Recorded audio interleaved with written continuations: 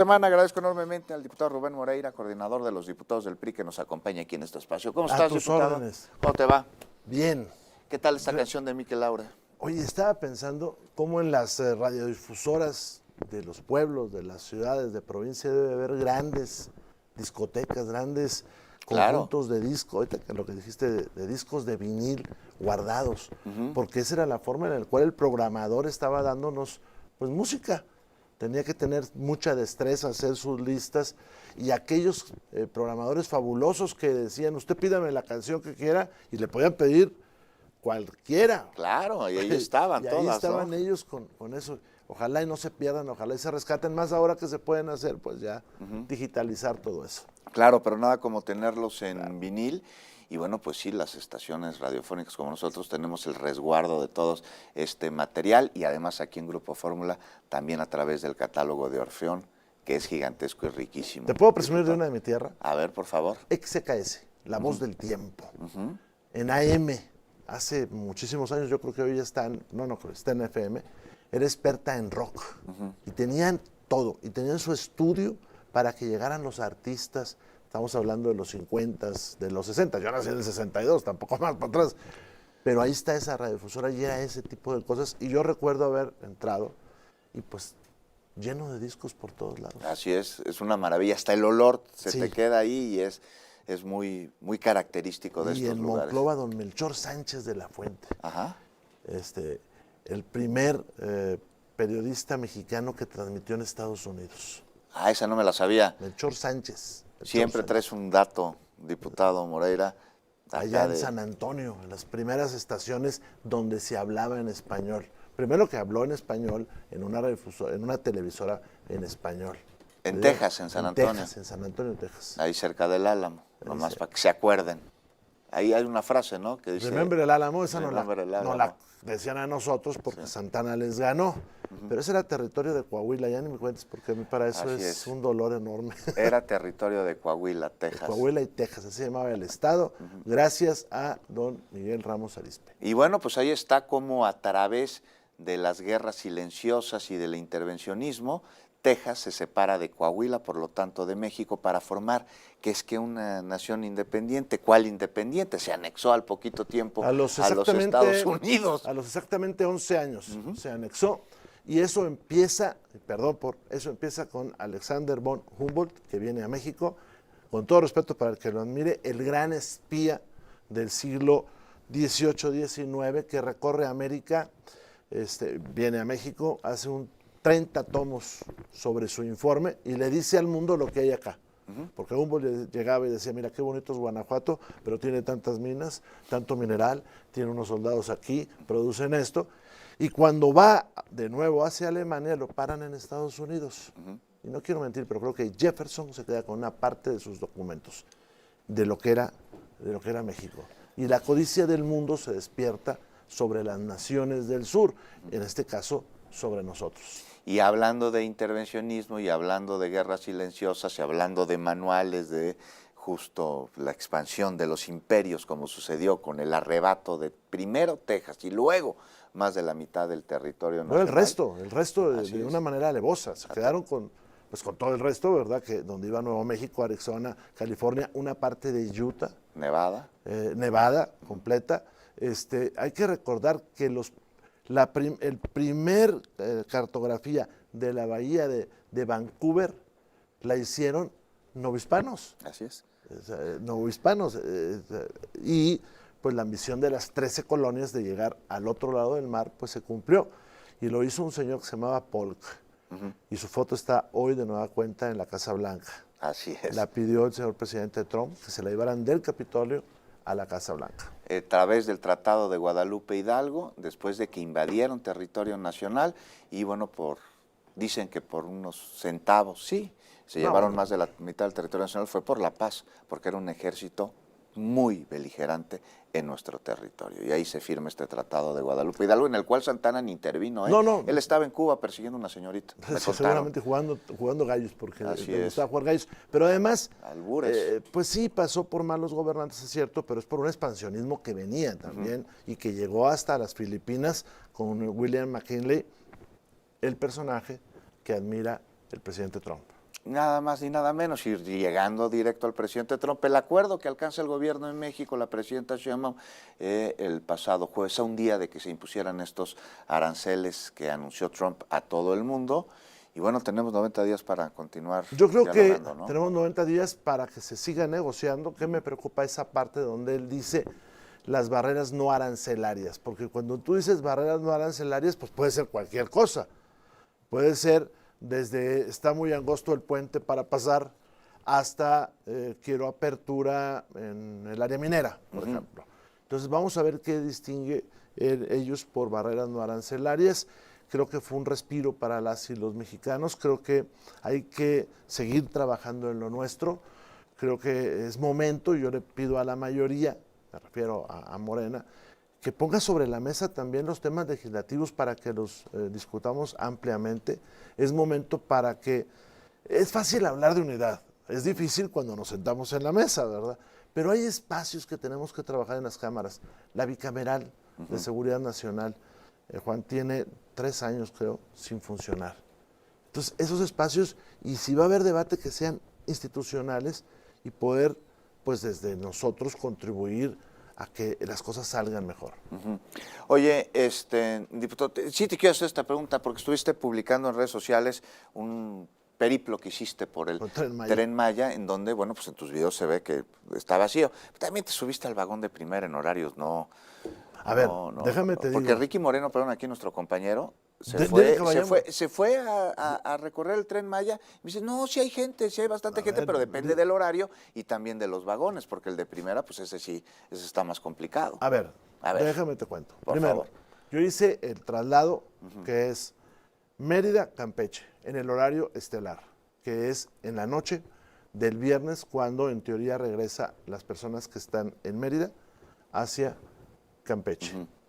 Y ahí hay cuando menos 5 estaciones en las que no subió nadie en ningún vagón.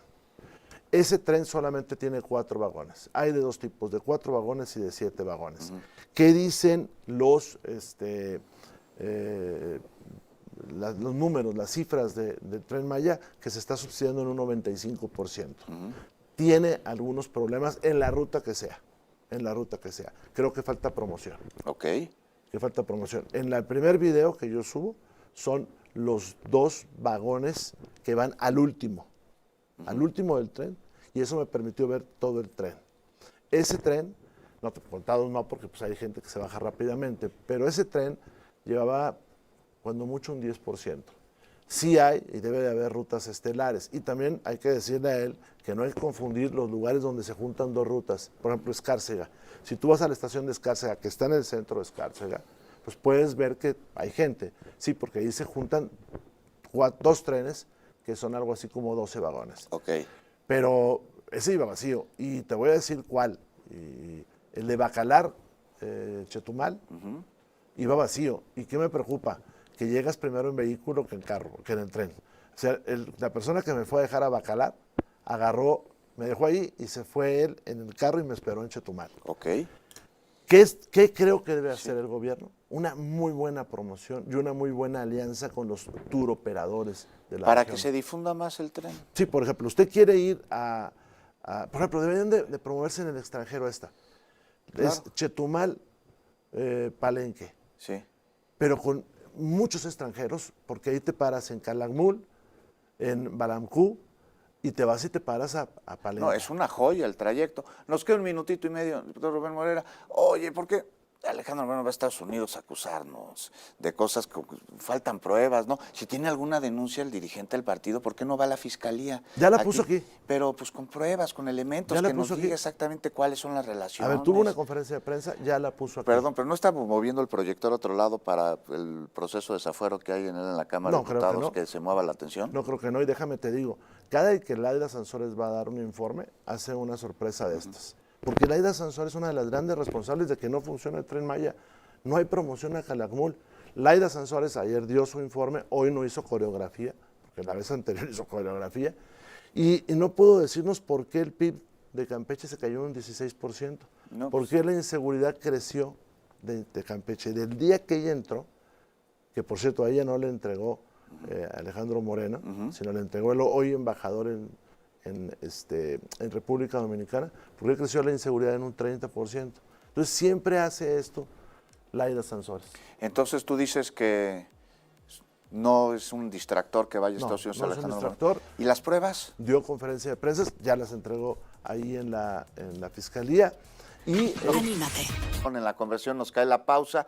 Te preguntaba, ¿qué onda con estas denuncias? ¿Por qué Estados Unidos presentar denuncias contra México? Se ha señalado que no hay pruebas, que están sostenidas con palitos por parte de Alejandro Moreno, el dirigente del PRI. Te preguntaba si era una cortina de humo para evitar la tensión y los reflectores con el proceso de desafuero, que ya es el segundo que se le está llevando a cabo en la Cámara de Diputados, porque la Fiscalía de Campeche pues, le ha hecho también algunas imputaciones al dirigente. A ver, primero, es el segundo. Así es. El primero terminó hace, yo creo que 2 años, y se mantuvo de manera artificial en los medios estos 2 años. Estaba terminado por amparos, donde quedó demostrado que no había ninguna prueba contra Alejandro Moreno.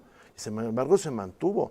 Es más, ayer dice que se desecha, Sí. cuando en realidad ya estaba desechado hace 2 años. Y hay un segundo proceso. Y hay un segundo proceso. Ahora que interpuesto por la Fiscalía de Campeche. igual que el anterior, Ajá.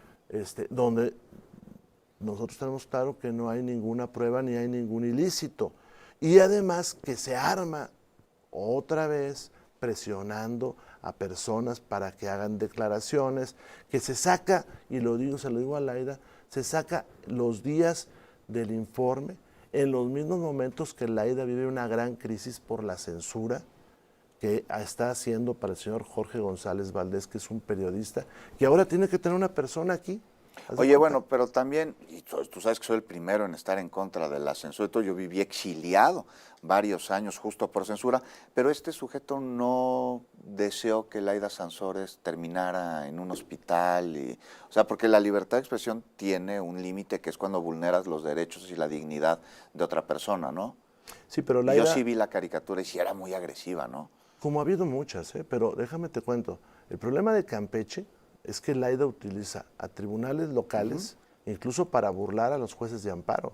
Cuando el juez de amparo le dice, oiga, revise al juez local, revise usted la sentencia, la resolución que puso de censura, en lugar de hacerlo en beneficio de quien es inculpado, lo hace al contrario.